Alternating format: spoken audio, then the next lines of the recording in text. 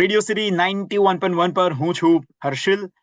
હવે આપણે જેમ જેમ મોટા થતા જઈએ છીએ, આગળ વધતા જઈએ છીએ, જે લાઈફસ્ટાઈલ આપણી બદલાતી જઈ રહી છે, જે પ્રમાણેની આપણી ઊંઘ છે, જે પ્રમાણેનું આપણું ખાવાનું પીવાનું છે અત્યારના સમયમાં, જેને લઈને ઘણા બધા ચેન્જીસ આપણે આપણી ડાયટ લાઈફમાં જોઈએ છે અને ડેલી લાઈફમાં પણ જોઈએ છે. અને એના કારણે સ્વાભાવિક છે કે અમુક ડિઝીઝનો સામનો આપણો થાય છે. હવે મેડિકલ સાયન્સ પણ આગળ વધ્યું છે સાથે સાથે, એટલે મોટા ભાગના ડિઝીઝના ક્યોર પણ ઉપલબ્ધ છે અને નવા રિસર્ચ અને નવી દવાઓ શોધાઈ પણ રહી છે. તો આજે આપણે વાત કરવાના છીએ ઇનફર્ટિલિટી વિશે. આપણી સાથે છે experience doctor Dipesh Sorathiya from Khushi IVF. Dipesh sir, thank you so much અમારી સાથે જોડાવા માટે. અને થેન્ક યુ વેરી મચ હર્ષિલભાઈ. અને બહુ જ ઇમ્પોર્ટન્ટ સબ્જેક્ટ ઉપર આપણે વાત કરવાના છીએ. અને મને એવું લાગે છે ખુદ હવે કે ઘણું બધું જ્ઞાન મને પણ મળે છે when I talk with experience doctor like you. So awareness campaign જે ચાલતા હોય છે એમાં me being the lucky guy from radio, મને પર્સનલ અવેરનેસ મળે છે તમારા જેવા ડોક્ટર સાથે ભેટો થાય છે ત્યારે. So once again thank you so much for joining us at Radio City. Thank you, thank you. It is so inspiring કે what we call the influencer, એટલે તમે પણ થોડું નોલેજ લો તો that will help to so many people. Yes yes, very true, very true. So sir, હવે infertility આ જે સબ્જેક્ટ છે આમ તો આમ નવું નથી, પણ અત્યારે કદાચ પ્રમાણ એનું વધી ગયું હશે, આંકડા વધી ગયા હશે. 80s માં 90s માં આપણે ઇનફર્ટિલિટી વિશે જાણ્યું હશે, સાંભળ્યું હશે, કોઈ દંપતીને એ પ્રોબ્લેમમાંથી પસાર થતા જોયું પણ હશે.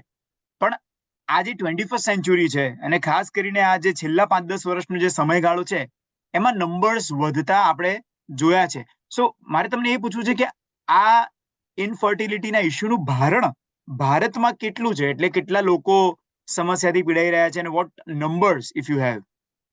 સો સિમ્પલ વાત કરીએ તો દર 10 દંપતીમાંથી 4 થી 6 દંપતીને કોઈ પણ તબક્કાની ઇન્ફર્ટિલિટીનું ઇસ્યુઝ આવે છે અત્યારે. Oh that's almost a 40%. Yes yes yes. Okay. So સવાલ એ આપણે થોડા આગળ જાણીએ, વ્યાખ્યા એની જાણીએ, ડેફિનેશન જાણીએ આમ લોકો માટે. તો વોટ ઇઝ ઇનફર્ટિલિટી, કોઈને સમજાવવું હોય તો? સો કોઈ પણ દંપતી જો પ્રેગ્નન્સી માટે પ્રયત્ન કરતા હોય, એટલે કે કોઈ પણ રિલેશન રાખતા હોય કોઈ પણ કોન્ટ્રાસેપ્શન વગર ફોર એટલીસ્ટ 1 યર અને એમને પ્રેગ્નન્સી ન રહે તો એને ઇનફર્ટિલિટી કહેવાય.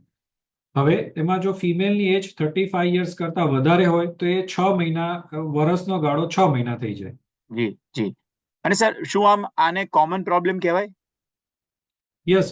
હવે અમે એમને લાઇફસ્ટાઇલ ડિસઓર્ડર તરીકે ગણીએ છીએ કે પહેલા કાર્ડિયાક કોઈકને એમઆઈ થતું તો આપણે એવું કહેતા કે લાઇફસ્ટાઇલ ડિસઓર્ડર છે, but now it is in આપણું લાઇફસ્ટાઇલ એટલી ચેન્જ થઈ ગઈ કે હસબન્ડ વાઈફ દોડતા રહેતા હોય, ફૂડ છે, આપણે સ્વિગી ઝોમેટો બધું જ ફૂડ ઓર્ડર કરીએ છીએ, એટલે આપણે જે ઓર્ગેનિક તત્વો હતા એ બધા ઓછા થઈ ગયા. That's the reason. અને કેરિયર ઓરિએન્ટેશન, પહેલે તમે જોતા કે 25 વર્ષે તો લગ્ન કરાવી દીધા હોય, 30 વર્ષે એકાદ બે બાળકો થઈ ગયા, હવે તો 30 વર્ષે તો હજી વિચારતા હોય કે હવે છોકરો શોધવાનો કે છોકરી શોધવાની ચાલુ કરીએ.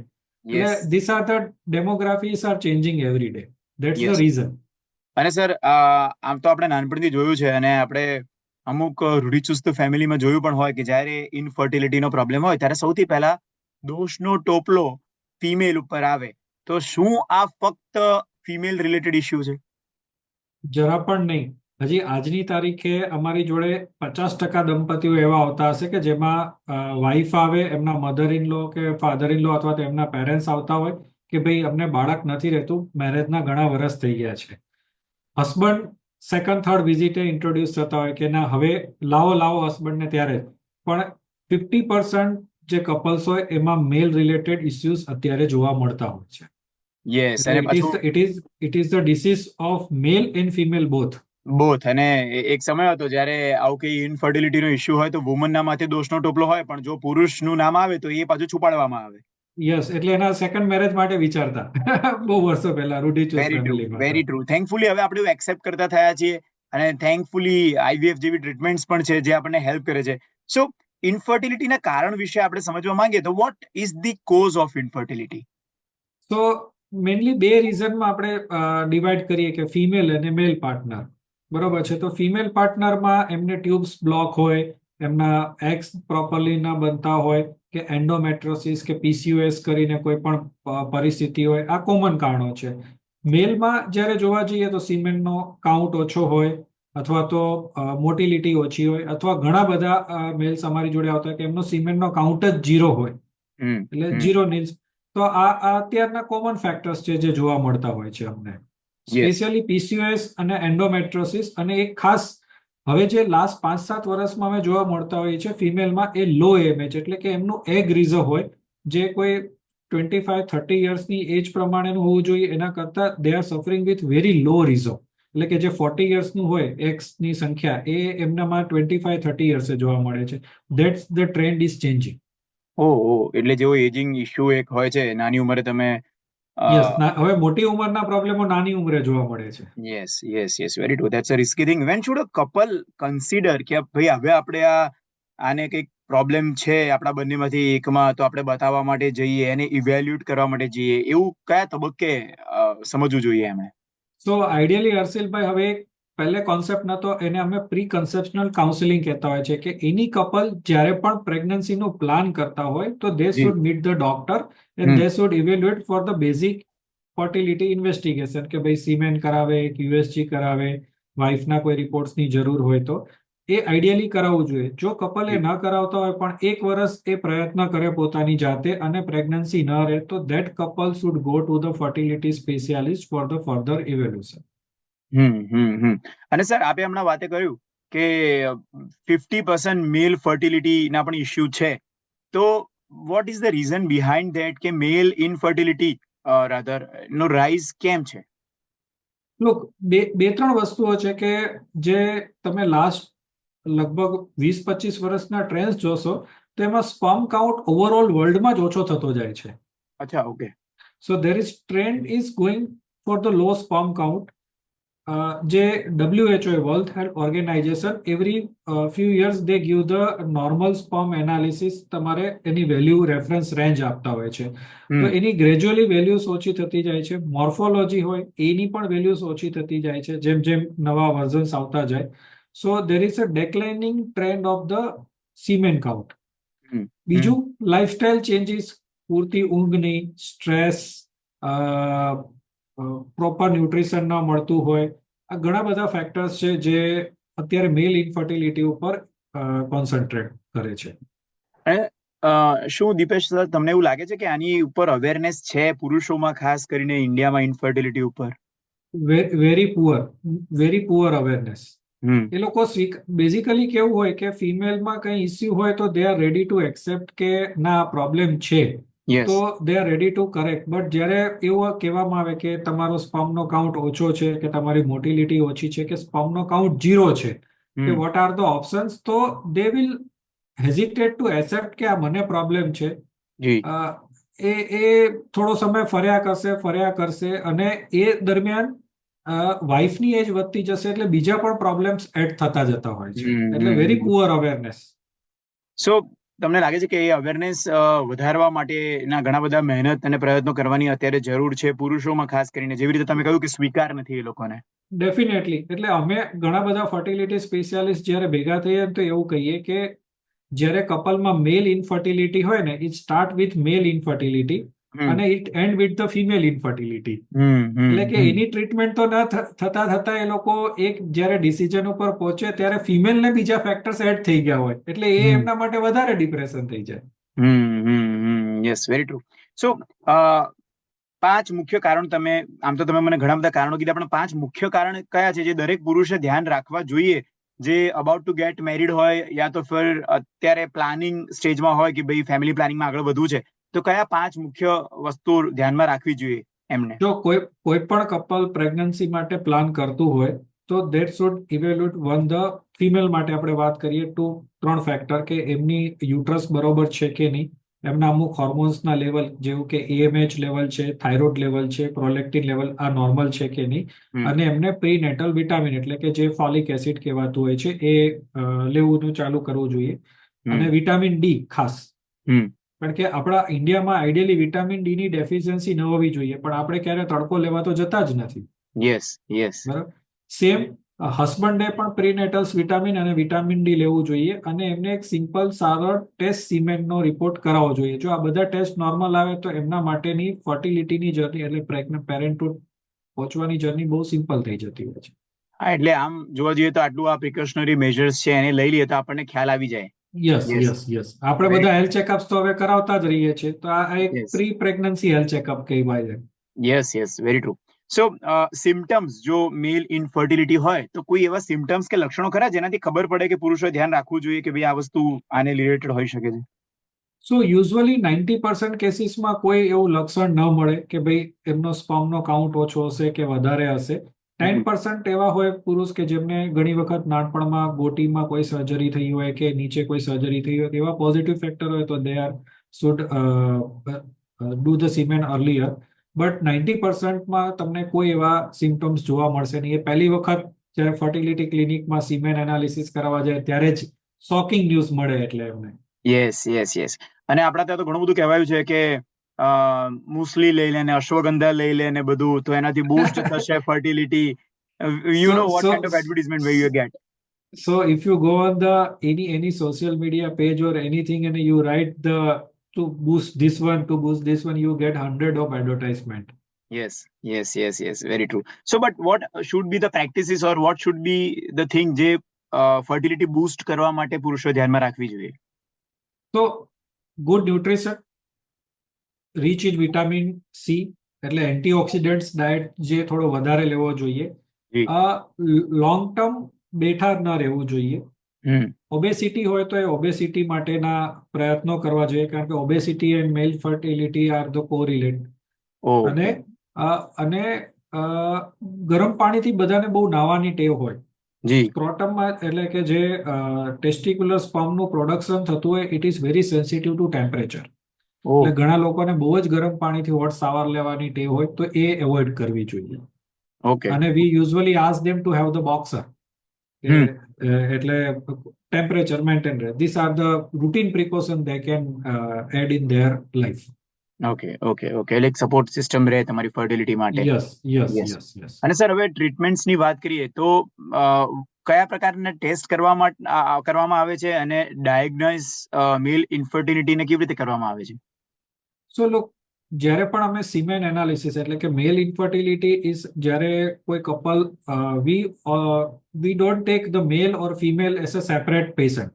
વી કોલ ધ કપલ એઝ કે અમારી જોડે જ્યારે આવતો હોય ત્યારે we will start investigating the both, female માટે અને મેલ માટે. એટલે મેલ માટેનો સિમ્પલ ટેસ્ટ છે, એકદમ સિમ્પલ ટેસ્ટ, જેને સિમેન એનાલિસિસ કહેવાતું હોય છે. જે પણ બહુ અગત્યનો છે કે જે પર્ટિક્યુલરલી વેરી ગુડ કન્સિસ્ટન્ટ લેબમાં થાય તો એમને પહેલો જ રિપોર્ટ એક સારો મળે કે જે એમનાથી કન્ફ્યુઝન ક્રિએટ ન થાય. This is a simple test. Advance કોઈ સિસ્ટમ, ટેકનોલોજી ડાયગ્નોસિસમાં કરવામાં આવી છે જે આઈવીએફ માં પછી એમને હેલ્પ કરે? યસ. સો આઈવીએફ એટલે ઓવરઓલ એમને અમે હેલ્પ કરતી જે ટેકનોલોજીને અમે રૂટીન જે સિમેન એનાલિસિસ થતા, એટલે કે માઇક્રોસ્કોપમાં એક સ્લાઇડ બનાવી અને એને આપણે જોવાની થતી હોય, એની જગ્યાએ we have the advancement of AI, કે એઆઈની મદદથી આપણે એ સિમેન એનાલિસિસ ને ચેક કરતા હોય. એટલે there is no human intervention, એટલે કે they will get very perfect consistent report that will help their journey in the parenthood. That is one of the latest advancement in world. Okay. So I'm glad that AI નો right use આપણે medical ક્ષેત્રે કરી શકીએ છીએ. Yes. Early diagnose થાય તો male infertility એના better આપણે આઉટકમ્સ એના બેટર આવી શકે છે, વહેલું ખબર પડે. જેમ કે ઘણા બધા રોગોમાં એવું હોય છે કે અર્લી ડિટેક્ટ થાય તો ચાન્સીસ આર વેરી હાઈ કે ભાઈ જલ્દીથી પ્રોબ્લેમ સોલ્વિંગ તરફ આપણે જઈ શકીએ. Yes, definitely. કે અમુક જે મેલ ફર્ટિલિટીના એટલે કે ભાઈ કોઈનો સિમેન કાઉન્ટ ઓછો આવે તો આજે મેં કરેક્ટિવ ફેક્ટર્સ કીધા, એ કરેક્ટિવ ફેક્ટર્સ કરે તો એમાંથી 30-40% have the very good outcome with the certain supplements, કે અમે એન્ટીઓક્સિડન્ટ સપ્લિમેન્ટ્સ આપતા હોય, લાઇફસ્ટાઇલ ચેન્જીસ કરે. હવે કોઈકનું વજન 90 kg છે તો એ ઘટાડીને 70 kg લઈ આવી દે તો એ બધા પેરામીટર્સ ઓટોમેટિકલી કરેક્શન થવાના છે. પણ જો કરેક્શન ન થાય તો એવા એડવાન્સમેન્ટ છે કે જેમ કે એક માઇક્રોટીઝા કરીને ઓપ્શન છે કે જે જેમનો સ્પર્મનો કાઉન્ટ 0 હોય એવા લોકોને આપણે માઇક્રોટીઝા કરી એક પ્રોસિજર છે જેમાં માઇક્રોસ્કોપની મદદથી ટેસ્ટિસમાં અંદરથી જ સ્પર્મ શોધી અને એમને પોતાનું જીનેટિક બાળક આપી શકતા હોય છે. Okay. That is the advancement. પછી યસ. ઘણા બધા લોકોમાં એક ડીએફઆઈ કરીને ટેસ્ટ કરાવતા હોઈએ કે ઘણા લોકોને વારંવાર એબોર્શન્સ થઈ જતા હોય સ્પર્મની ક્વોલિટી, એટલે કે આપણે જે માઇક્રોસ્કોપમાં જોઈએ તો એનું કાઉન્ટ જોઈએ, મોટિલિટી જોઈએ કે એના મોર્ફોલોજી એટલે કે નોર્મલ છે, પણ એના જે સ્પર્મ્સ હોય એમાં લોટ ઓફ ડીએનએ હોય, એટલે જી. ડીએનએમાં જો બ્રેકેજ પોઈન્ટ હોય તો એ યુઝ્યુઅલી ફર્ટિલાઇઝેશન કેપેસિટી ઓછી થઈ જાય, એમાંથી એમ્બ્રિયોસ ઓછા બને, એટલે એબોર્શન્સના ને થોડા ચાન્સીસ વધતા હોય છે. એ પણ that is one of the advance. Okay. અને સર છેલ્લા આમ તો 10 થી 20 વર્ષથી IVF has been a boon to yes. The couples જે લોકો ઇનફર્ટિલિટી ને ફેસ કરતા હોય છે. So assisted reproductive technologies like IVF એ કેવી રીતે બેનિફિશિયરી છે for fertility, for male even?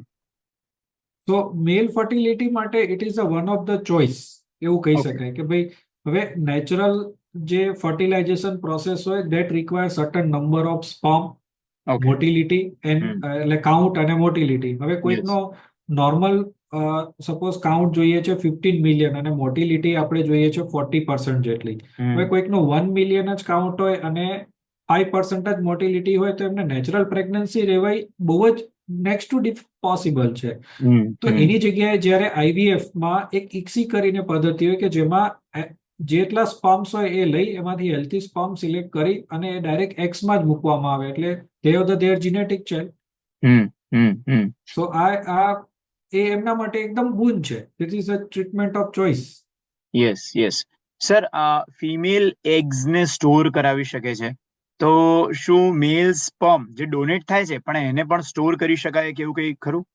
Definitely આ એક સિમ્પલ સરળ પ્રોસિજર છે કે સપોઝ ફિમેલના એગ્સ કરવાની હોય તો એમને આઈવીએફ ની આખી પ્રોસેસમાંથી જવું પડે. જી. જ્યારે સ્પર્મ જો પ્રિઝર્વ કરવાની હોય તો સિમ્પલ છે. They have to give the semen sample in the IVF lab. એ લોકો એને ફ્રીઝ કરી અને as per the government guideline 10 years સુધી ફ્રીઝ કરી શકાતું હોય છે. અચ્છા. અમારી જોડે તમને જાણીને આનંદ થશે કે અમારી જોડે ઘણા બધા ઓન્કોલોજી એટલે કે જે કેન્સરના પેશન્ટ્સ હોય, જે મેલ જેમની કીમોથેરાપી લેવાની હોય, યસ. એમના અમે ઘણા બધા સિમેન સેમ્પલ્સ પ્રિઝર્વ કરતા હોઈએ છીએ, જે એમને કેન્સર ક્યોર થઈ જાય પછી એમના મેરેજ થાય અને એમાંથી અમે એમને પ્રેગ્નન્સીસ આપતા હોઈએ છીએ. Oh, very nice, very nice. So this is like amazing. આ એક એવો એડવાન્ટેજ છે કે વેન યુ ફીલ હેલ્ધી ત્યારે Yes. તમારે બાળક કરવું હોય તો એ તમને એડવાન્સ આ સ્ટોરેજની મદદથી એ હેલ્પ કરે છે એ વખતે. Yes. Because when we want to plan તો તમે નાદુરસ્ત તબિયતમાં હોવ ત્યારે પ્લાન ન કરી શકો, પણ તમે જ્યારે હેલ્ધી ફીલ કરો હસબન્ડ વાઈફ બંને ત્યારે આ જે એડવાન્સ સિસ્ટમ છે એ અવેલેબલ હોય તો એ ફાયદો થાય. યસ. અને બીજો ફાયદો કે it is a very cost effective treatment. Suppose અચ્છા. કોઈ આઈવીએફમાં એગ્સ પ્રિઝર્વ કરવાના છે તો એની on an average cost 1 to 1.5 lakhs rupees થતી હોય, જ્યારે એક સિમેન સેમ્પલ ફ્રીઝ કરવાની કોસ્ટ 2.5 થી 3,000 રૂપિયા જ થતી હોય. Oh that is okay. એટલે એ પોસિબલ છે એમ, એવું છે આ બધાની યસ. માટે સો આટલો તો ખર્ચો થઈ ઇટ શકે ઇઝ એવું છે. એવું નથી કે કોઈ માટે નોન એફોર્ડિંગ થાય. It is a very affording treatment for them. Yes, very true. અને સર તમે તો આમે આ એઆઈ ની વાત કરી જ, દીપેશ સર, તમે આગળ કે કેવી હા. રીતે એઆઈ હેલ્પ કરે છે. સો ઇન ફ્યુચર કોઈ એવી ટેકનોલોજી આવવાની હોય કે અત્યારે આવી ગઈ હોય આઈવીએફ ને લઈને જેમાં એઆઈ નો વધારે ઉપયોગ આગળના સમયમાં થશે તો એ વધારે ને વધારે સારા જ રિઝલ્ટ આપશે, એવું કંઈ ખરું? યસ. સો એઆઈ ઘણા બધા સ્ટેજે આઈવીએફ એટલે કોઈ પણ ફર્ટિલિટીની ટ્રીટમેન્ટમાં ઇન્વોલ્વ થયું છે હવે. એક કે એઆઈ ની મદદથી અમે સિમેન એનાલિસિસ કરતા હોઈએ છીએ, એને કોમ્પ્યુટર આસિસ્ટેડ સ્પર્મ એનાલિસિસ કહેતા હોય છે, જેમાં તમને એક્યુરેટ કાઉન્ટ, મોટિલિટી અને મોર્ફોલોજી મળતું હોય છે. એનાથી એડવાન્સમેન્ટ એક ડીએફઆઈ નું જે ટેસ્ટિંગ હોય છે, જે એને સિંગલ સ્ટ્રેન્ડ અને ડબલ સ્ટ્રેન્ડ બે ટાઈપના હોય છે, એ બંને અમે એઆઈ ની મદદથી કરતા હોય છે કે એ સ્લાઇડ રીડ કરવાની હોય, એટલે એમાં કોઈ પણ એમાં હેલોસ હોય, એટલે એઆઈ ની મદદથી એક્ઝેક્ટ મેજરમેન્ટ આવે, એટલે તમારે એમાં કોઈ પણ ઇનકન્સિસ્ટન્સી આવવાની કોઈ શક્યતા રહેતી જ નથી. આ સિમેન એનાલિસિસમાં થયું. પછી આગળ જઈએ તો જે એમ્બ્રિયો બને એ એક્સની ક્વોલિટી કેટલી સારી હશે એ પણ એઆઈ ની મદદથી દે કેન ઇવેલ્યુએટ કે this x will give the embryo good quality, આ એક્સ સારું નથી. ફર્ધર જ્યારે એમ્બ્રિયો બને ત્યારે એમ્બ્રિયોનો ગ્રોથ પણ એક એમ્બ્રિયોસ્કોપ કરીને ટેકનોલોજી હોય છે, જેમાં એઆઈ ની મદદથી દે કેન ટેલ કે this embryo will have the better chance to give the pregnancy. Great. એટલે આ તો એટલે એવું થઈ ગયું કે એકદમ પ્રિસિઝન સાથે સચોટ નિદાન તરફ આપણે આગળ વધી રહ્યા છીએ. યસ. Yes, very true. અને પુરુષોની જ વાત કરવાની છે, તેમ તમે બહુ જ પહેલા જ કહી દીધું કે સ્ત્રીઓમાં એ એક્સેપ્ટન્સ છે કે ભાઈ પ્રોબ્લેમ છે તો પ્રોબ્લેમ છે, પુરુષોમાં એ એક્સેપ્ટન્સ નથી. તો let's talk about him, how it is important. કારણ કે આજે બે મિત્રો વચ્ચે પણ એ વાત થાય તો એ વાત સહજ હોવી જોઈએ. સ્ત્રીઓ માટે તો સહજ છે જ. સ્ત્રીઓ પોતાની બહેનને શેર કરે, સાસુને શેર કરે, મધરને શેર કરે, પણ પુરુષો એ કદાચ શેર નથી કરી શકતા, કદાચ પોતાના ભાઈ સાથે પણ નહીં કે પોતાના ફાધર સાથે પણ નહીં. યસ. સો આ એક એવી વસ્તુ છે કે એમને ક્યારેક તો બોલવું જ પડશે. જી. બરોબર છે કે ભાઈ if they are not breaking the silence તો આ ક્યારે બહાર નથી આવવાનું. જી. પણ એ થોડુંક પણ એમને કેવું છે કે આપણામાં કે ભાઈ એવી વાત કરે તો કે આમાં પુરુષ તત્વ ઓછું હશે એટલે એને પ્રેગ્નન્સી નથી રહેતી, એટલે they are not able to talk. Shyness, આપણું કલ્ચરલ ડિફરન્સ, એટલે એમાંથી થોડું બહાર આવશે. થોડીક એની જો બોલશે તો એના કારણે અર્લી ટેસ્ટિંગ થઈ શકશે અને એમને જલ્દી એમનું બાળક રહેવાની પ્રોસેસ કરી શકાશે. એટલે એ સાયલન્સ તોડવા માટે આપણે એક સારું કેમ્પેનિંગ કે let's talk about him like that, કે મેલ આપણે વાતો કરીએ, જે ફિમેલ માટે તો બહુ બધા કેમ્પેનિંગ થતા હોય છે, પણ we never see the any campaigning for male till the date yes. Probably, right? Yes. So એ ડેફિનેટલી કરવું જોઈએ કે જેનાથી દે કેન કમ અપ કે ભાઈ નાઉ વી પ્રોબ્લેમ છે ને એનું ટેસ્ટિંગ છે અને એની ટ્રીટમેન્ટ પણ અવેલેબલ છે આપણી જોડે. યસ. અને મને એવું લાગે છે કે પુરુષો જેવી રીતે હવે hair transplant is just another thing, કે ભાઈ ઓકે મેં ટ્રાન્સપ્લાન્ટ કરાવી દીધું છે, એ સહજ થઈ ગયું છે, એટલી જ સહજતાથી આ વાત પણ જો થશે તો મને લાગે છે ઘણા બધા ફેમિલીઓમાં ખુશીઓ ઉમેરાશે. Definitely you are perfectly right. Great. Dipesh sir, on this note I would like to once again thank you so much કે તમે આમાં ખૂબ જ ઊંડો પ્રકાશ પાડ્યો છે અને ઘણા બધા એડવાન્સમેન્ટ જે થઈ રહ્યા છે, અને ઓલમોસ્ટ તમારી સાથે વાત કરીને એવું લાગ્યું કે હવે આ પ્રોબ્લેમ નથી રહ્યો અને 99.99% હવે આપણે ક્યોર આને કરી શકીએ છીએ. રિઝલ્ટ ઓરિએન્ટેડ છે. So thank you so much અમારી સાથે વાત કરવા માટે. લાસ્ટ એક મેસેજ તમારે જો વ્યુઅર્સને આપવો હોય તો તમારા તરફથી. તો જરા પણ વેઇટ ન કરો. તમારો એક સ્મોલ ટેસ્ટ તમારા એક મોટા પગથિયા એટલે કે પેરેન્ટહુડ તરફ લઈ જશે. ફર્ટિલિટી ઇસ્યુઝ કોમન છે, પરફેક્ટલી ટ્રીટેબલ છે, એને છુપાડવાની જરા પણ જરૂર નથી. એના વિશે બોલો, તમારી વીકનેસ નથી એ. વેરી હું આટલું કહીશ. Great sir, thank you so much sir અમારી સાથે વાત કરવા માટે, અને glad that I got such a wonderful information from you. Thank you હર્ષિલભાઈ. જી સર, આવજો સર. ઓકે, આવજો. 91.1 FM